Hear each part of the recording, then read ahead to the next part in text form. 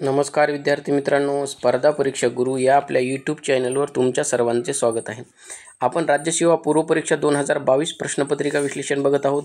आज आपण जे काही पर्यावरण विषयातले 5 प्रश्न आहेत त्याचं विश्लेषण बघणार आहोत.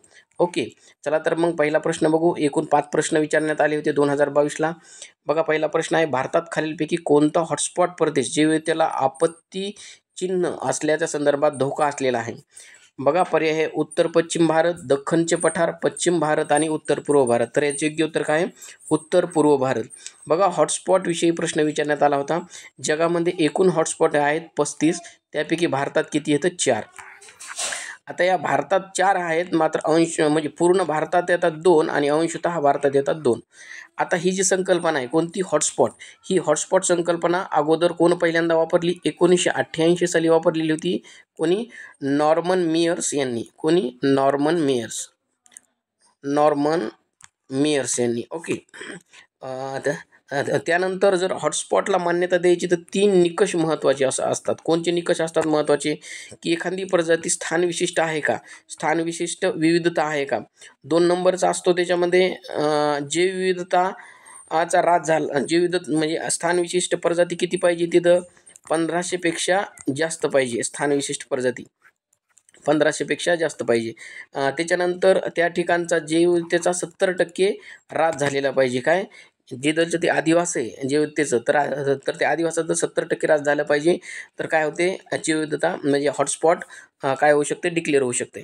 ओके. आता असे निकष पूर्ण करणारे जगात किती येतं? 35 हॉटस्पॉट आहेत. ओके. आता भारतात कोणते कोणते येते? 4. बघा, भारतात पूर्ण भारतात म्हणले की एक तर पूर्व हिमालय आणि आणि आणि दुसरा कोणता आहे?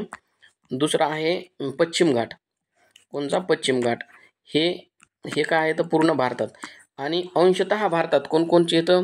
इंडो बर्मा प्रदेश, इंडो बर्मा क्षेत्र पण म्हणतात त्याला, इंडो बर्मा. आणि तिसरं कोणतं आहे? सुडालँड. काय म्हणतात? सुडालँड म्हणजे आता सुडालँड म्हणतात. ओके, हे 4 आहेत. जगाच्या एकूण हॉटस्पॉटनं 2.3% भाग काय व्यापलेला आहे? जगाच्या 2.3% भाग व्यापलेला आहे. कशानं? हॉटस्पॉटनं. ओके, पुढचा प्रश्न बघू पर्यावरणाचा. बघा, पर्यावरणावर पुढचा प्रश्न विचारण्यात आला होता. परवाळ रांगा संबंधित याची वैशिष्ट्ये दिली होती आणि योग्य उत्तर काय आहे तर ते आपल्याला ओळखायचं होतं. बघा, खालीलपैकी परवाळ रांगांची वैशिष्ट्ये कोणती? बघा, पर्याय येतं हा पृथ्वीवरील सर्वात प्राचीन जीवसमूह आहे. बरोबर आहे विधान. हे जैव इंधन बायोमास उत्पादक आहेत. बरोबर आहे. ही वनस्पती व प्राणीजन्य श्रीमंत विविधता आहे. हे पण बरोबर आहे. हे पाण्याखालील उष्णकटिबंधीय परिस्थिती काय तंत्र आहे. हे पण बरोबर आहे. काय याचं? पूर्ण वरीलपैकी सर्व बरोबर. फायनल की आन्सर कीनुसार तुम्हाला उत्तर सांगतो. बघा, परवाळ हे काय आहे तर जिवंत जीव आहे. समुद्रात राहतात. याला काय म्हणतात? पॉलिप सुद्धा म्हणतात. काय?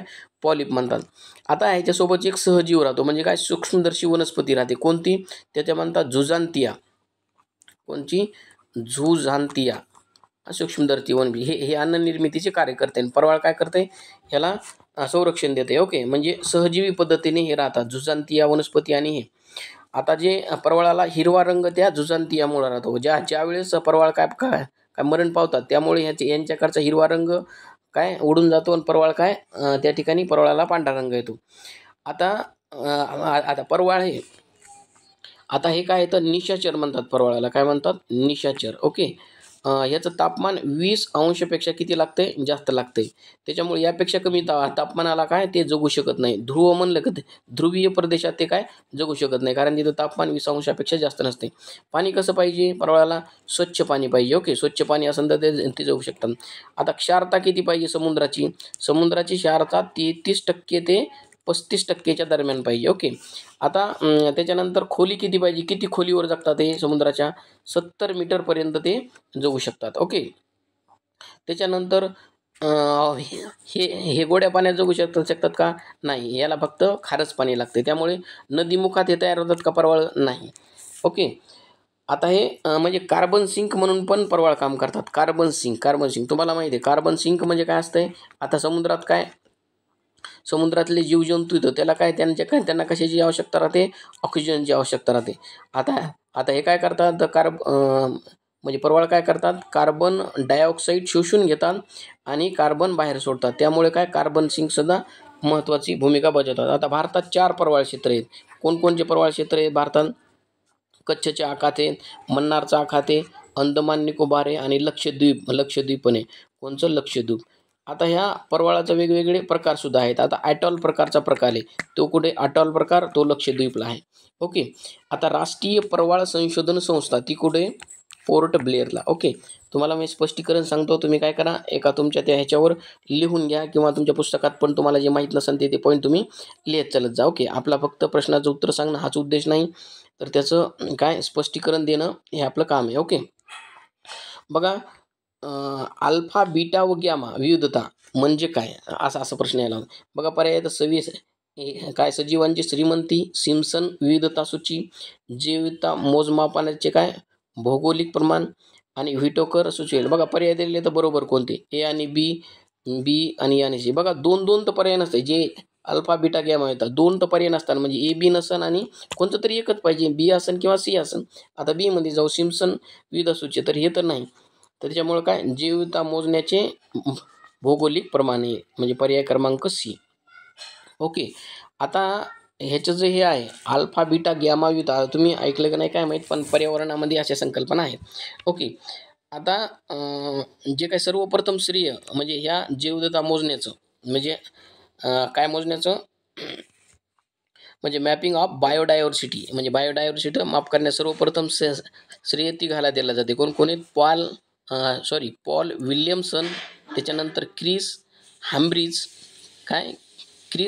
आणि दुसरं डिक्वेन राईट हे तिघं जण आहेत. या तिघं जणाला काय जैवविविधता मोजण्याचं काय करतात, हे देतात, श्रेय दिलं जाते. आता अल्फा बीटा विविधता म्हणजे काय असा प्रश्न विचारला, आता सरळ विचारलं. आता अल्फा विविधता म्हणजे काय, बीटा विविधता म्हणजे काय, असा पण प्रश्न विचारू शकतात. काय अल्फा विविधता? आता अल्फा विविधता म्हणजे काय? विशिष्ट क्षेत्रात प्रजातींची एकूण संख्या. आता प्रजातींची एकूण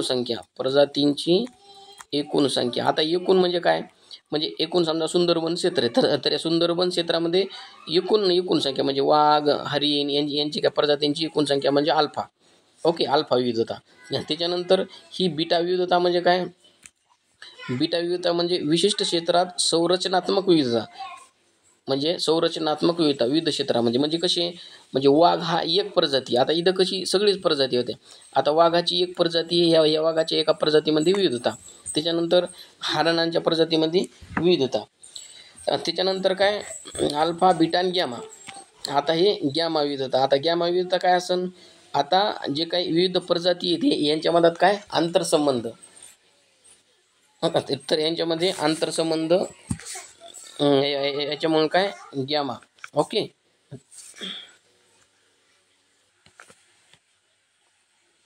बघा पुढचा प्रश्न बघू. पुढचा प्रश्न आहे जोड्या लावा. अभयारण्यावर प्रश्न आहे. काय अभयारण्य आणि राज्य कोणती अशा प्रकारचा प्रश्न आहे. बघा याचं उत्तर देण्या अगोदर तुम्ही काय करा, स्टॉप करता आणि उत्तर देण्याचा प्रयत्न करता. मी याचं उत्तर सांगतो. पर्याय क्रमांक किती? 3 ह्याचं उत्तर आहे. ओके. आता आंध्र प्रदेश काय आहे, कोणचं अभयारण्य कोणतं आहे? पुलिकत. ओके. पुलिकतचं. महाराष्ट्राचं तुम्हाला माहीत असेल, महाराष्ट्राचं कोणतं आहे आता सगळ्यालाच माहिती, बीचं एक राधानगरी. आता बीचं एक कुठं आहे का कुठंच नाही, 2 पर्याय, म्हणजे वरचे 2 तर पर्याय गेले, म्हणजे तुम्हाला एक जरी हे माहीत राहिलं तर 2 पर्याय कट होतात. त्याच्यानंतर पश्चिम बंगाल कोणचं? जलपदरा, जलदापारा हे कोणचं आहे? पश्चिम बंगालचं अभयारण्य आहे. ओके. त्याच्यानंतरचं काय? गोवा भगवान महावीर अभयारण्य. बघा अभयारण्य वेगळी आणि व्याघ्र प्रकल्प वेगळे. पर्यावरणामध्ये तुम्हाला वाचावं लागेल. व्याघ्र प्रकल्प वेगळी संकल्पना आहे आणि अभयारण्य. आता काही व्याघ्र प्रकल्प कसे अभयारण्यामध्येच आहेत. ओके.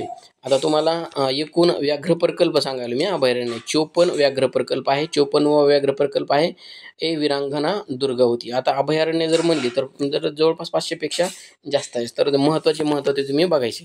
ओके. जास्त काही सगळेच विचारत नाही. पुढचा प्रश्न आहे पर्यावरणामधला शेवटचा प्रश्न. रासायनिक पर्यावरणात खालीलपैकी कोणत्या घटकांचा समावेश होतो? आता रासायनिक पर्यावरण कोणता घटक आहे? रासायनिक पर्यावरणामध्ये वरीलपैकी आता काय बरोबर पर्याय काय? रासायनिक घटक. तर काय याचं उत्तर? यापैकी नाही. रासायनिक हे केमिकल आहे, त्याच्यामुळे तापमान व माती, जल व माती, वनस्पती व माती, काय मानवी क्रिया जैव घटक हे काय हे येणार नाहीत. ओके. तर आपण पर्यावरणाचे किती 5 प्रश्न बघितले. आपल्या व्हिडिओ लेक्चरला नक्कीच लाईक करा आणि मित्रांना शेअर करा. ओके, भेटू पुढच्या लेक्चरमध्ये. तोपर्यंत धन्यवाद.